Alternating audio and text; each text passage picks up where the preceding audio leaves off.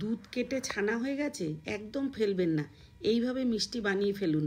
নামি দামি কোম্পানির দোকানের মিষ্টি কিন্তু একেবারেই ফেল হয়ে যাবে। নমস্কার বন্ধুরা, মিঠুর কুকিং চ্যানেলে আপনাদেরকে আবারও স্বাগত। চলুন দেখে নিই আমি মিষ্টিটাকে কিভাবে বানিয়েছি। এই দুর্দান্ত স্বাদের, দেখুন কত সফট, এত সুন্দর, যেমন টেস্ট তেমন কিন্তু দেখতেও।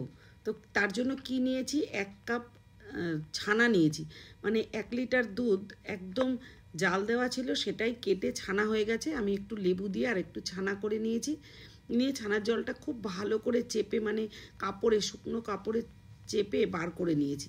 নিয়ে হাত দিয়ে ভালো করে এইভাবে মেখে মেখে সফট করে নিতে হবে।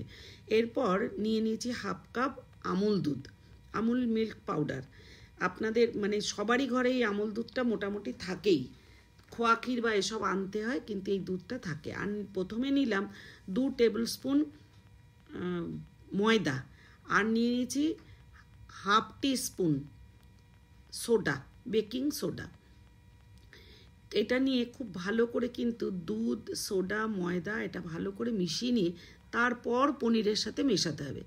যেইভাবে আমি মিশিয়েছি ঠিক সেইভাবেই আপনাদের সাথে শেয়ার করছি। যখন একটু নরম আছে বলে আমি আরও 1 টেবিল স্পুন ময়দা নিয়ে নিলাম। নিয়ে খুব ভালো করে মিশিয়ে নেব। হাতে কিন্তু এইভাবে লেগে যাবে, কোনো চিন্তার কিছু নেই। এটাকে সাইডে রেখে দিতে হবে, একটু সেট হতে দিতে হবে। এরপরে 1.5 কাপ আমি জল নিয়েছি, আর ওই কাপেরই 1 কাপ মিছরি, ধাগাওয়ালা মিছরি নিয়েছি। আপনারা চিনি বা যে কোনো মিষ্টি নিতে পারেন।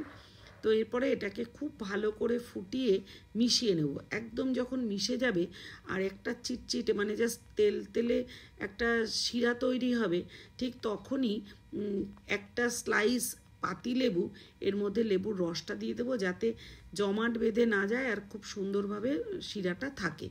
তো এবারে এটাকে সাইডে নামিয়ে নেব, শিরাটাকে রেখে দেবো।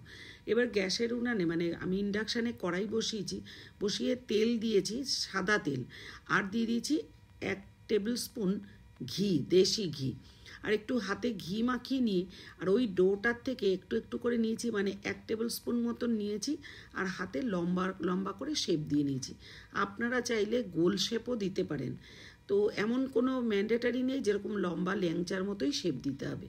শেপটা নিজের ইচ্ছা মতন প্রত্যেকটা এরকম শেপ দেওয়ার পরে ওই তেলের মধ্যে দেখুন কতটা সরু সরু করেছি, কিন্তু তেল বা ঘিয়ের মধ্যে যে ভাজতে দেবো, তখন কিন্তু ফুলে প্রায় 2টো হয়ে যাবে। তো এইভাবে অল্প অল্প করে, যাতে গায়ে লেগে না যায়, আমি 2 ব্যাচেই ভেজে নিয়েছি। দেখুন ফুলে কতটা মোটা মোটা হয়ে গেছে, এত সফট হয়েছে না, বলার মতন না। খেতে কিন্তু ভীষণ ভালো স্বাদ হয়েছিল। আমুল দুধটা দেওয়ার জন্য আমি কিন্তু এর মধ্যে মিষ্টিও আর অ্যাড করিনি।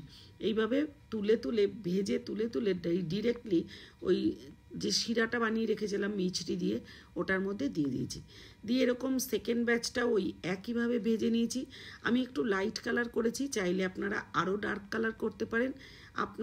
আপনাদের পছন্দ মতন কালারটা করে ভেজে নেবেন। ঠিক এইভাবে ভেজে শিরার মধ্যে দিয়ে 10 থেকে 15 মিনিট জাস্ট ঢাকা দিয়ে রেখে দিয়েছিলাম। তারপরে মানে একটু ঠান্ডা হয়ে গেলেই কেটেও আপনাদের দেখিয়ে দেবো, আর সুন্দর করে সাজিয়ে দেখিয়ে দেবো। একটা ডিশে এত সুন্দর হয়েছে, একদম রস খেয়ে টইটম্বুর হয়ে গেছে মিষ্টিগুলো। তো এরকম মিষ্টিটা বানিয়ে একবার খেয়ে দেখবেন, দারুণ লাগবে। যারা আমার চ্যানেলটাকে সাবস্ক্রাইব করেননি এখনও পর্যন্ত, তারা যদি ভালো লেগে থাকে ভিডিও, অবশ্যই সাবস্ক্রাইব করে আমার পাশে থাকবেন। বেল আইকনটা প্রেস করতে ভুলবেন না, যাতে পরবর্তী ভিডিও আপলোড করার সাথে সাথে নোটিফিকেশানটা আপনাদের যায় এবং আপনারা ভিডিওটা দেখতে পারেন। পুরো ভিডিওটা কেমন লাগলো অবশ্যই জানাবেন।